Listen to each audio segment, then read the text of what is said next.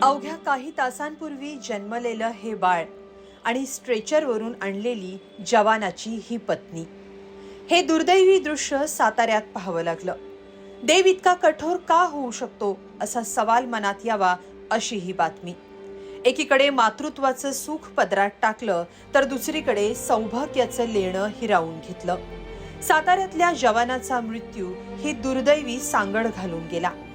पत्नीच्या डिलिव्हरीसाठी आलेल्या जवानाचा अपघाती मृत्यू झाल्यानं सातारा जिल्ह्यासह महाराष्ट्र शोकसागरात बुडालाय.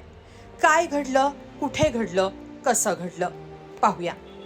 महाराष्ट्रातल्या प्रत्येकाचं हृदय पिळवटून टाकणारी ही घटना सातारा जिल्ह्यात घडलीय.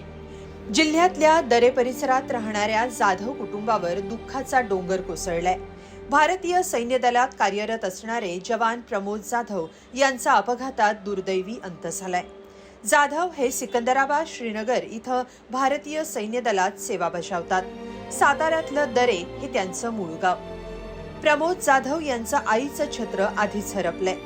त्यांची पत्नी गर्भवती होती, त्यामुळे तिच्या सोबत राहण्यासाठी प्रमोद भारतीय सैन्य दलातून सुट्टी घेऊन गावी आले होते.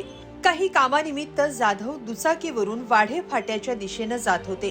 त्याचवेळी काळानं घाला घातला. पुरुष भिक्षेकरी गृहाजवळ आयशर टेम्पोनं त्यांच्या दुचाकीला जोरदार धडक दिली. या भीषण अपघातात प्रमोद यांचा जागीच मृत्यू झाला. अपघाताची बातमी कळताच कुटुंबियांसह गावात शोककळा पसरली. एकीकडे प्रमोद जाधवांना अंतिम निरोप देण्याची तयारी सुरू होती, तर दुसरीकडे त्यांचाच अंश असलेला एक जीव या जगात जन्म घेत होता. जाधव यांच्या पत्नीनं एका गोंडस बाळाला जन्म दिला, पण बाळाच्या डोक्यावरचं पित्याचं छत्र मात्र हरपलं होतं. जाधव यांच्या पार्थिवावर शासकीय इतमामात अंत्यसंस्कार करण्यात आले. यावेळी 8 तासांपूर्वी जन्मलेल्या बाळासह जाधव यांच्या पत्नीनं पतीचं अंत्यदर्शन घेतलं. आता मी काय करू म्हणत तिनं फोडलेला टाहो उपस्थितांचं काळीज पिळवटून टाकत होता. देशसेवेसाठी सदैव तत्पर असलेल्या या वीर जवानाच्या अकाली जाण्यानं परिसरात हळहळ व्यक्त होतीये. प्रशासनातील अधिकारी, माजी सैनिक, ग्रामस्थ आणि नातेवाईकांच्या उपस्थितीत शासकीय इतमामात जाधव यांना मानवंदना देत त्यांच्या पार्थिवावर अंत्यसंस्कार करण्यात आले. पण अवघ्या काही तासांपूर्वी जन्मलेल्या जाधव यांच्या लेकीच्या नशिबी पित्याचं अंत्यदर्शन का आलं असावं असा सवाल प्रत्येकाच्या मनात येतोय. पित्याच्या मृत्यूची कल्पना नसलेलं शांत झोपलेलं बाळ आणि हंबरडा फोडणारी पत्नी, हे दृश्य पाहून महाराष्ट्र सुन्न झालाय.